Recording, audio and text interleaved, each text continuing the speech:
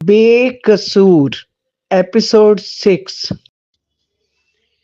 इतने बड़े गम के बाद राजा राम ने दुकान पर जाना बंद कर दिया था। नौकर ही दुकान को संभालते थे। श्यामलाल उसका सबसे पुराना और वफादार नौकर था। वह बचपन से ही उसके पास काम करता था।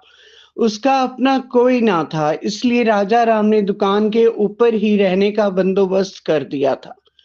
राजा राम के दुख से वह बहुत दुखी होता था और अक्सर पुनीता को कोसता। सत्य रानी को औलाद की मौत के गम ने चारपाई पर डाल दिया और 2 साल बाद उसकी जान ले ली। राजा राम जब भी उससे मिलने जाता एक ही बात कहती, सारी गलती मेरी थी, ना मैं जिद करके तुम्हारी दूसरी शादी करवाती, ना ही हम आज इस तरह बर्बाद होते। मैं पुनीता की भी गुनहगार हूँ। काश मैं उसका दुख समझ पाती और उससे माफी मांग पाती। और यही इच्छा मन में लिए वह इस दुनिया से चली गई। मिस्टर गुप्ता के साथ पुनीता के दिन बड़े मजे से कट रहे थे। वह बहुत खुश थी। हर दिन घूमना फिरना और शॉपिंग करना पुनीता की जिंदगी का हिस्सा बन गया था। ऑफिस से छुट्टी लेकर मिस्टर गुप्ता दूसरे हनीमून पर स्विट्जरलैंड आए थे। पुनीता छोटे शहर की लड़की थी। वह कभी ऐसा सोच भी नहीं सकती थी। उसे अपनी किस्मत पर विश्वास नहीं होता था। मिस्टर गुप्ता के लिए वह पूरी तरह वफादार थी। वह चाहती थी कि मिस्टर गुप्ता मन से उसे और उसके रिश्ते को स्वीकार करे, जैसे उन्होंने अपनी पहली पत्नी को।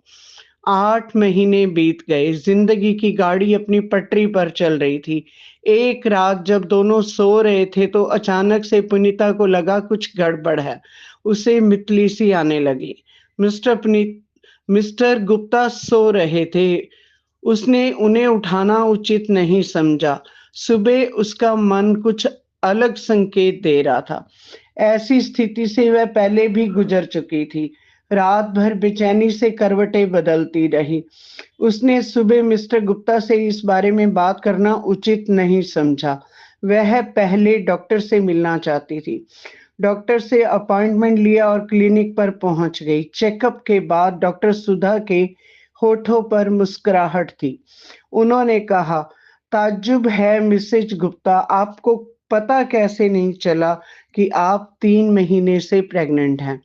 पहली बार मां बनने पर जो स्थिति थी वही पुनीता आज भी महसूस कर रही थी कि हे भगवान, वह इस खुशी पर खुश हो या रोए। मन में अजीब सा ख्याल था, मिस्टर गुप्ता इस खबर को किस तरह लेंगे। फिर मन ने कहा, औलाद होने की खबर तो जालिम इंसान को भी पिघला देती है। फिर वह तो अच्छे इंसान है। ऐसी सोच के साथ वह घर पहुंची। इंतजार कर रही थी कब मिस्टर गुप्ता घर आए और वह उनसे इस बारे में बात करे। शाम को जब मिस्टर गुप्ता ऑफिस से लौटे तो बहुत खुश थे। उन्होंने आते ही विनीता को बाहों में भरकर कहा, पुनीता, एक गुड न्यूज है। 1 हफ्ते बाद हम ऑस्ट्रेलिया घूमने जा रहे हैं। मुझे छुट्टियां मिल गई हैं। सुनीता ने कहा, मुझे आपसे जरूरी बात करनी है। गुप्ता जी ने कहा, कहो क्या कहना है। आज मैं बहुत खुश हूँ। जो लेना चाहती हो ले सकती हो। अभी शॉपिंग चलेंगे। सुनीता ने सर झुकाकर कहा, मैं अपने बच्चे को जन्म देना चाहती हूँ। मिस्टर गुप्ता को लगा कि जैसे उनका सिर चकरा गया।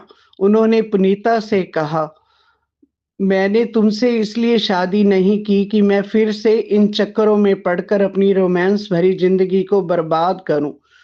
इस बारे में सोचना भी मत। सुबह जाकर डॉक्टर से अपॉइंटमेंट लेकर इस मुसीबत से जान छुड़ाओ। तुमने मेरा पूरा पूरा मूड ऑफ कर दिया। कितनी खुशी की खबर लाया था।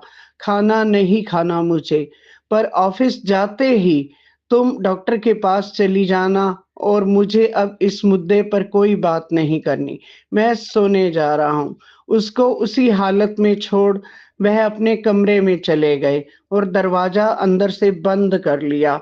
रात भर वह सोचती रही, क्या यही औकात है मेरी इस शख्स की ज़िंदगी में?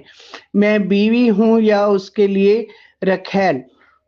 उसे अपने किए पर शर्म आने लगी। मैंने राजा राम के साथ बुरा किया, विनोद के साथ बुरा किया, उसी का ही फल है कि मैं सिर्फ वेश्या बनकर ही रह गई। मुझे ज़िंदगी में ऐश और आराम तो मिल गया मगर कीमत बहुत महँगी थी। मगर अब मेरी आँखें खुल चुकी हैं। मैं बिकाऊ नहीं, मेरी ममता बिकाऊ नहीं, अपनी ममता का सौदा नहीं करूँगी।